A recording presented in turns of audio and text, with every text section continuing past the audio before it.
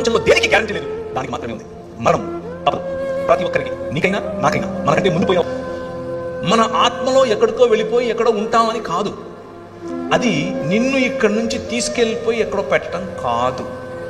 అది మతం. నాకు నిజమైన తండ్రి కనిపిస్తాడు. నా నిజమైన తండ్రి దగ్గరికి వెళ్ళి నేను హత్తుకుంటాను. ఆయన నా కన్నుల ప్రతి బాష్ప బిందువును తుడిచేస్తాడు. That is what your God is doing. That is what your father is doing.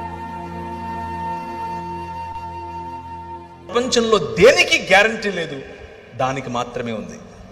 మరణం తప్పదు ప్రతి ఒక్కరికి, నీకైనా నాకైనా, మనకంటే ముందు పోయిన వారికైనా మన తరువాత పోయే వారికైనా. మరణం తథ్యం. మరణం, death is the only guarantee in this world. దాన్ని మించిన గ్యారంటీ ఏది లేదు. కానీ దానికంటే బెటర్ గ్యారంటీ ఇంకొకటి ఉంది. అదేమిటి అనంటే, మా నాయన తన శరీరాన్ని నాటి 3 దినములైన తర్వాత బయటకు తీసి అంటున్నాడు, మరణమా నీ ముల్లెక్కడా అని పిలుస్తున్నాడు. ఈ రాత్రి నేను మీకు ఇచ్చేటటువంటి వాగ్దానం, ఆయన చేస్తున్నటువంటి వాగ్దానం, ఈ నిబంధన యొక్క సారాంశం, 5 రకాలుగా నేను చేసిన నిబంధనల యొక్క సారాంశం ఏమిటో తెలుసా? పునరుత్థానం, రూపాంతరము యొక్క చరమగీతం పునరుత్థానం. ఎప్పటికీ వాడిపోయినటువంటి శరీరాలు. ఆయన అలా వస్తాడు. ఆయన్ని మీరు చూస్తారు, గుర్తుపడతారు, మాట్లాడతారు. You can touch him, you can touch me. మీరు నన్ను కూడా చూస్తారు. ఏ బట్టని తీసుకుని వచ్చాక మా ఊరికి, నువ్వు పేరు ప్రవీణే కదా, you will ask me. I will say yes yes, నేను అవునవును, ఏ బాగున్నావా అని అడుగుతాను నేను మిమ్మల్ని. This is going to happen. That is the hope that we have. క్రైస్తవులకి ఉన్నటువంటి హోప్, క్రైస్తవుడికి ఉన్నటువంటి నిరీక్షణ, మన ఆత్మలో ఎక్కడికో వెళ్ళిపోయి ఎక్కడో ఉంటామని కాదు. అది ప్లేటో చెప్పినటువంటి ఒక మిథాలజీ, ప్లేటో చెప్పినటువంటి ఫిలాసఫీ. ప్లేటో తరువాత నియో ప్లేటోనిజంగా మారింది. దాని నుంచే భగవద్గీతను రాశారు. గ్నాస్టిసిజం, అరిస్టాటిలియన్ థియరీ మరియు ప్లెటోనిక్ థాట్, ఈ మూడింటిని కలిపితేనే భగవద్గీత యొక్క సారాంశం. బైబిల్ అది కాదు, పురాణముల యొక్క సారాంశం అది. బైబిల్ ఆత్మల గురించి మాత్రమే మాట్లాడదు. బైబిల్ నీ శరీరముతో కూడి సశరీరుడై తిరిగి లేచినటువంటి యేసు క్రీస్తు మీ నాయన, అలాగే నువ్వు లేస్తావు, అలాగే నువ్వు బయటకు వస్తావు. ఇప్పుడున్న దానికంటే అందంగా. నాకు బహుశా కొంచెం వెంట్రుకలు ఎక్కువ వస్తాయి, నాకు బహుశా లొట్టపన్ను ఉండదు, నేను బహుశా ఇప్పుడులాగా కాకుండా అందంగా కనిపిస్తా. ఇప్పుడు కేవలం నా భార్యకి అందంగా కనిపిస్తా. That is you going to be your future. అది నీ ఫ్యూచర్. నీకు అర్థమవుతుందా మీ నాయన ఏం చేస్తున్నాడు? Now can you read Ephesians chapter, ఎఫెసీయులకు రాసిన పత్రిక 1వ అధ్యాయం 10వ వచనం. ఆయనకు ఒక సంకల్పం ఉంది. ఆ సంకల్పాన్ని మీకు గుర్తు చేయాలనుకుంటున్నాను. మీ నాన్న ఏం చేస్తున్నాడు అనేది మీకు గుర్తు చేసి ముగిస్తాను. ఆయన ఏం చేస్తున్నాడు అని అంటే, చదవండి.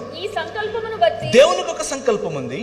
ఆ సంకల్పాన్ని బట్టి ఆయన పరలోకమందున్నవే గాని భూమి మీద ఉన్నవే గాని సమస్తాన్ని క్రీస్తునందు ఏకంగా సమకూర్చాలని తనలో తాను నిర్ణయించుకున్నాడు.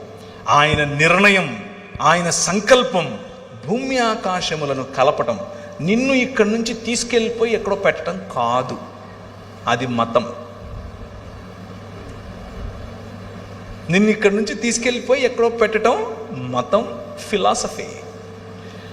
ఆయన ప్రణాళిక, ఆయన సంకల్పం వేరు. ఆయన సంకల్పం ఏమిటి అనంటే భూమి ఆకాశములను కలపటం. దేవుని సన్నిధిలో మనుష్యులు బ్రతుకున్నట్లు, ఆయన మనతో కాపురముండునట్లు మనుష్యుని యొక్క ప్రయాణం 3 దిశలుగా వెళుతోంది. మనం చచ్చిపోయి ఎక్కడికో వెళ్ళేది కాదు మన ప్రయాణం. మన ప్రయాణం తోటలో మొదలైంది. ఆయన ఇచ్చినటువంటి వాగ్దానంతో కూడిన ఆశీర్వాదంతో మొదలైంది. ఆ తోటలో ఉన్నటువంటి ప్రయాణం అరణ్యము గుండా వెళుతోంది, నగరాల గుండా వెళుతోంది, దేవుని రాజ్యము గుండా వెళుతోంది. ఆ రాజ్యములో దేవుని సన్నిధి, ఆ రాజ్యములో దేవుని ఐక్యత, ఆ రాజ్యంలో మనుషులందరినీ ఐక్యపరిచేటటువంటి ఆయన చేసిన నిబంధన చివరకు దేవుని రాజ్యము సంపూర్ణముగా ఇంకొక నగరంగా మారబోతుంది. ఏంటా నగరం? తన భర్త కొరకు అలంకరింపబడినటువంటి పెండ్లి కుమార్తె వలె నూతన యెరూషలేము అలంకరింపబడి భూమి మీదికి దిగి రాబోతోంది. ఆ నగరంలో మనం నివాసం చేయబోతున్నాం. ఆ నగరంలో దేవుడు మనతో కాపురం ఉండబోతున్నాడు. ఆయన సన్నిధిలో, ఆయన ముఖ కాంతిలో మనం ఉండబోతున్నాం. భూమి ఆకాశములు ఐక్యపరచబడి నూతన ఆకాశము నూతన భూమి అనేటటువంటి దేవుని నూతన సృష్టిలో మనం ఉండబోతున్నాం. ఇది మన ముందు నడిచిన వారు, మనకు వాక్యోపదేశం చేసిన వారు నేర్పినటువంటి సత్యం. అర్థమవుతుందా? The reality, the truth of Bible is God coming and dwelling with us. దేవుడు వచ్చి మన మధ్య నివాసం చేయటం, మనం ఇక్కడి నుంచి ఎక్కడికో వెళ్ళిపోవటం కాదు. దేవుడు వచ్చి మన మధ్య నివాసం చేస్తాడు. ఆ నూతన సృష్టిలో తండ్రి లేని నువ్వు తండ్రిని కనుగొంటావు. హల్లెలూయా. నాకు నిజమైన తండ్రి కనిపిస్తాడు. నా నిజమైన తండ్రి దగ్గరికి వెళ్ళి నేను హత్తుకుంటాను. ఆయన నా కన్నుల ప్రతి బాష్ప బిందువును తుడి చేస్తాడు. That is what your God is doing. That is what your father is doing. మీ తండ్రి చేసేటటువంటి పని అది.